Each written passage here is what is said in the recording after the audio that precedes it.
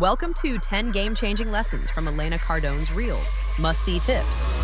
I told him that he has to become a billionaire, and when I told him that, there was screaming and angry at me. How can you demand this of me? You don't know what it takes to push and shove and hammer.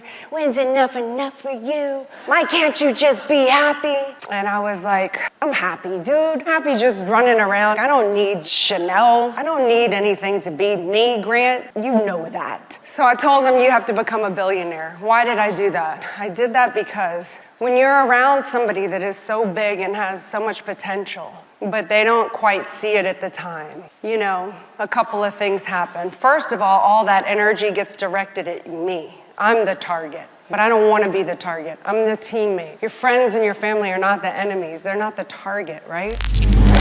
Do you think a woman who sleeps with a guy on the first date is a No.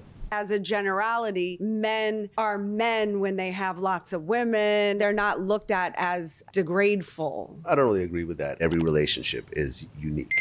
For example, Joe Smith was in the NBA for 11 years. He made $61 million. But by the end of his career, he was married a lot of time. He ended up having 4 kids outside his relationship. His wife divorced him. No team wanted to pick him up. The money had essentially run out. So he ended up meeting a woman who used to do adult films. By that time, she had stopped for a long time. They ended up dating. They ended up getting married. Just recently, he found out that she had an OnlyFans. And she ended up recording the argument that they had and putting it out. And this went super viral. It went all over the place. I did an interview with him a few days ago. In the interview, what I explained to him was that if this person is really there for you and this person makes you happy and this person has been by your side and this person has helped you through the tough times, you should take that into account before ending the relationship.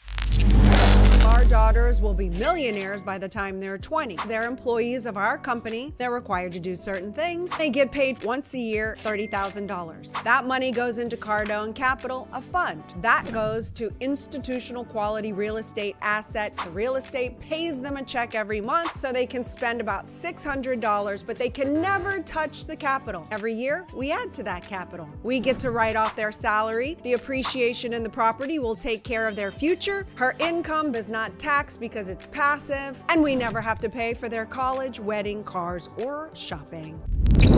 When I got married, my husband said, I'll do anything for you, but I'll never give up on my dreams. And I said, if you ever give up on your dreams, I'll give up on you before you give up on me. Because if you give up on your dreams, you're for sure giving up on me and the kids. And I'm not gonna wait till it gets to that point. So you are never allowed to give up on your goals and your dreams, ever. That is prerequisite for healthy marriage. How did you get the celebrity clientele? Sometimes people think she got lucky and then Selena Gomez just called her. But it was a consistency of my work every day. In the beginning, I was telling everyone, you want to book like Sundays, Mondays, Saturday, 11 p.m. I was like, yes, now I can pick who I'm going to do it if it's worth it for me. One day, I was in the salon that I was working for 5 years. And the owner of the salon, he was having a hard time, a hard day. And then he was like, I'm not going to work today. So can you do my clients for me? I was like, of course, I'm here. I was present. I was there. He said, oh, do this client for me. And it was no one famous. This lady came and I bring her so many ideas, a dream for her. And it's like, okay, I'm going to do it. And then this hairstylist came to me, my boss. He's like, how did you do that? Because she doesn't agree with anything that I proposed to her. I was like, I don't know. Maybe the way that I spoke with her, she felt like that she needs to do that. She had a concierge agency taking care of a lot of celebrities. I didn't know that. And she's like, I'm going to start to refer my clients to you.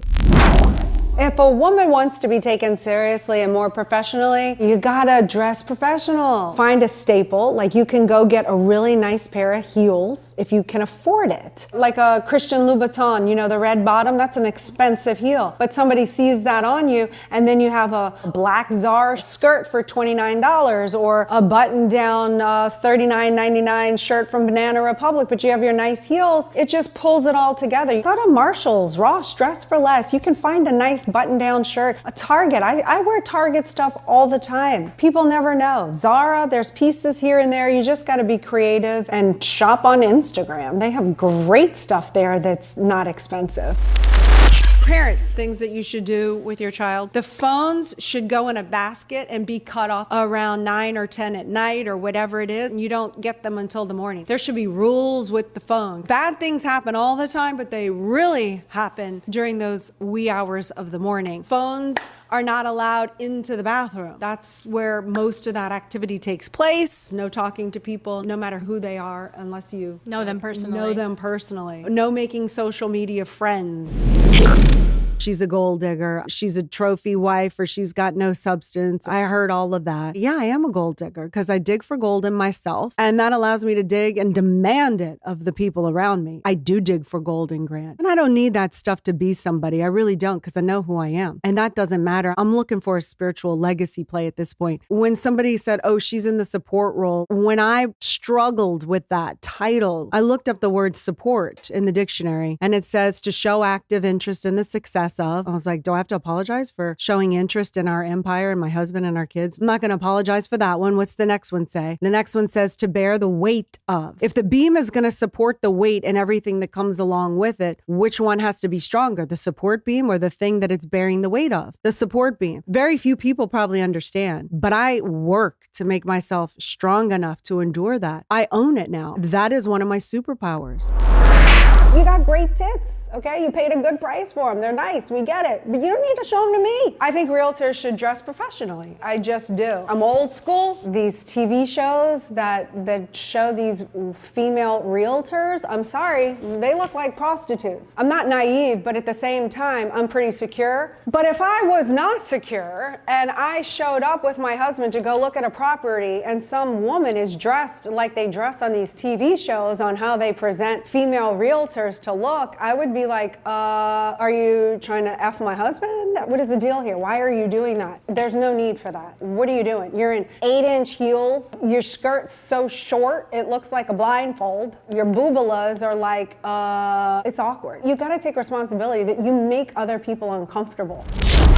When I was 16 years old, I found out my dad was cheating on my mom, and I ended up telling my dad, you better tell mom. You found out Yep. before your mom did. Yeah, and I said, you better tell mom. How did you find out? He was talking on the phone to a lady, and I could hear through those old phones, and I knew something was up. I told my dad on the phone, he went silent, and I got home that night, and it was the worst night of my whole life. He proceeded to beat me. And I remember him being on top of me, and my head was on the ground, and he was smashing my face into, I thought he was gonna kill me. And I got this phone, and I hit him, and he cut his face, and I got away, and I remember running to my neighbors, and I don't remember anything else. My mom begged me not to file the charges, and I just said I got in a car accident. So my toxic relationship with men started back then, but I'm healed from that stuff now.